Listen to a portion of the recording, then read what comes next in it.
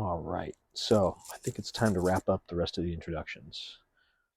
This is hopefully the last episode. I'm gonna blow through these really, really fast. As long as my cat doesn't try to eat all the plants. Be good, Nina. Thank you. All right, we're gonna start in this corner. We finished the ladders last, but it's just so nice out, and the sun's bright and it's warm. I'm sweating right now in a t-shirt kind of thing. It's that kind of nice. This is it's a hydrangea. It needs a weeding, of course.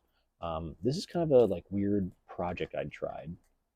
I did some before I knew what I was doing. I was trying to do some thread grafts on this, and I think I failed. But I'm gonna leave them. You know, at the very least, they'll just grow around it, exclude it, create some nice lumps. I do like this one's nice and lumpy. And that's a really cool base. Very alive. Those roots are incredibly, incredibly good. They just keep on coming back for more. I mean, this grew this year. This isn't an old root. And there's a whole bunch, so much roots. So when I take this out of the nursery stock container, this is soil I put on top, it will be insane, most likely very insane. Again, I have to do some structural stuff on this, but I just thought it was really cool, kind of like a discount one, so I grabbed it. Oh, it says it right here. It says it is hydrangea. Yeah, great star hydrangea. So yeah, we'll see what this one comes out as. But that's not the price I paid for it. What's the price? 30. Yeah, it wasn't. It's like $10. All right. It's hard to interpret, but the one I'm referring to is this one right back here. That is a ash, another collected specimen. It's definitely still alive, doing well. Had some dieback, but I like its movement, and I think I'm gonna be able to make a really cool tree out of it. That's probably dead. That was wild blackberry. And this pot, that one I think is a cutting of a sugar maple or a red maple or something like that. I think it's a maple cutting. I say that because of the nodes. I just don't remember what I took in that pot. And the pot it's in has what I think is a cherry. Again, it's a collected specimen. Someone else did those chops. I don't know why they did those chops. And it was on top of an anthill, so it was a very challenging collection. But I left it long again to grow. I'm not sure if I'm going to keep that branch, but it may end up being a sacrificial branch to help thicken up that bottom once I figure out my fork. I know. This one right here, that's kind of swooping around, that is a Chicago hardy fig, another layered cutting, as is this one. It's another layered cutting. Ooh, these feel kind of rough. They need water. In here, really hard to get in there. The one in the back there, you can't see, that is a persimmon, grown from seed. They are the wild persimmons. Hey, don't eat those. They grow here in Virginia. I don't know if they are native, but they are growing wild. This, I'm fairly certain it's alive. I mean, even the moss looks good in it. This was from Meehan's. I don't know what it is. They gave me a good price on it, and I was just like, I like the look of it. It's going to need a lot of work. It's got a really big chop. I don't know if you can see that. It's got a really big chop on that side. I know, odd way to do that.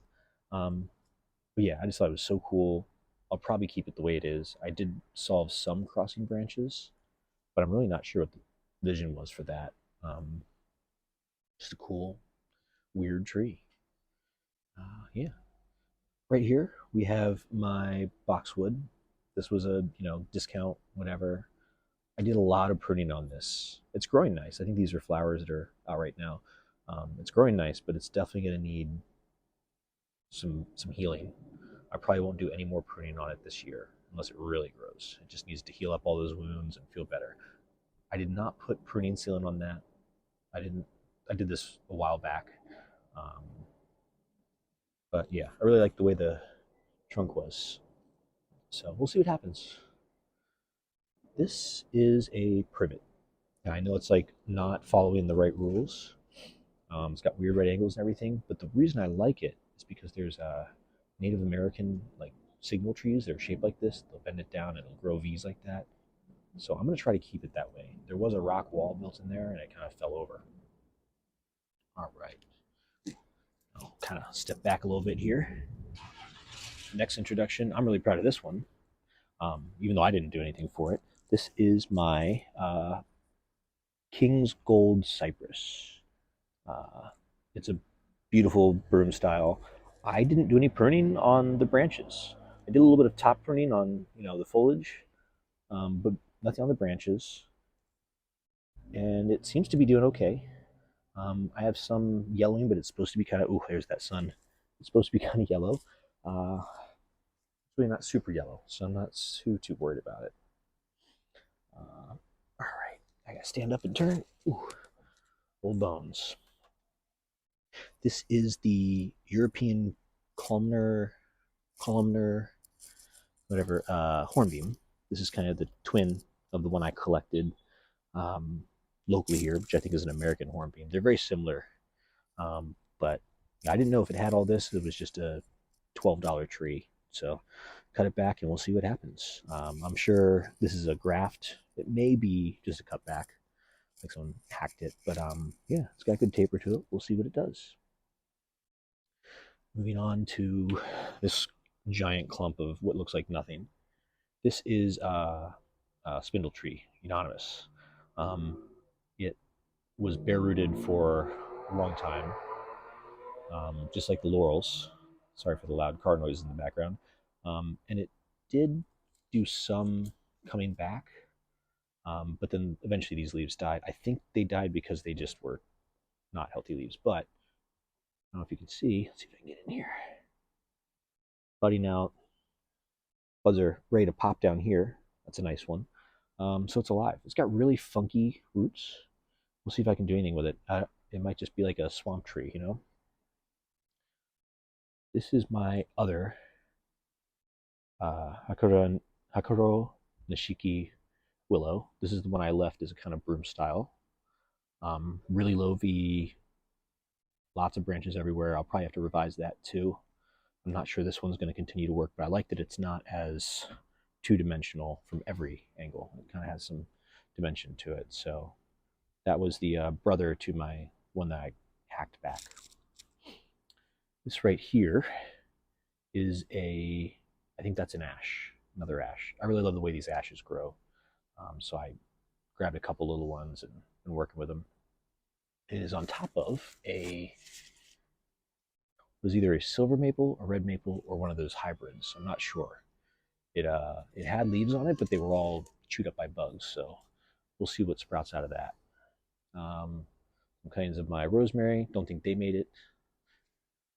This is the big rosemary. It still smells great. I'm probably never going to throw this away. And it had a really cool trunk to it, but I don't think it made it. I think it froze too much. Like all these leaves are falling off. It's slightly green in color, so it may just be that it's, resting, but I don't think so. I think that's just 100% dead. I think, oh man, oh, that's the sugar sweet gum. Sorry, that's the sweet gum. That is a little crepe myrtle, another cheap one. I think that is. I actually don't even know which type of crepe myrtle that is. Center stage. Center stage is the name of that crepe myrtle. So hard with all these branches. All right. And then the last one, which I'm very, very happy about. Hi, Uzi. Hi. You saying hi? Sure, you're so good. This is a Lacebark elm. Crazy roots. I know things need to be fixed. This is a, end of the year, everything's on sale tree. So I hacked it up and we'll see if it heals and grows. I hope it does. It's be a really cool base for a really, short, stocky, or at least create some good taper. I may have been too aggressive on it, but, I think at the very least I can expect root suckers to come up. I don't think that's what those are. Yeah, we'll see what happens. It's got really nice bark to it. I think it's probably only like 7 or 8 years old. These grow pretty fast in this type of container. You can see the little leaves here. So, great sized leaves, even without any kind of training. Those are good sized leaves. I need to focus. Focus. There we go. Yeah, nice little leaves. So that'll be a nice little elm if I can get that one to grow nice. And that is it. That is all the outdoor plants. I will have to. Oh, I don't know if I introduced this one. This is my dwarf Alberta spruce. It's a long-term project. Doesn't really have a front right now. I'm probably going to end up cutting this branch off here, developing this into a pad. It does have some new growth up here. It's not alien or anything. It's growing really nicely. I tucked this moss in here. It's not dead because it's bad. But yeah, this is one that came in one of those big containers. I'll probably repot it next year, not this year. It's far from root bound. In fact, it was pretty easy to get all the roots in there. And I'll probably put it into a bigger pot. This is glazed on the inside, so it's not the best for this tree. Why is it not focusing? Please focus. There we go. It's probably not the best for this tree. But yeah, that's my dwarf Alberta spruce. So, whichever episode this is, we are finally done with all the introductions, kind of. I got a couple more, but those will be their own episode. So, thanks for watching. Comment, like, and subscribe. Have a great day.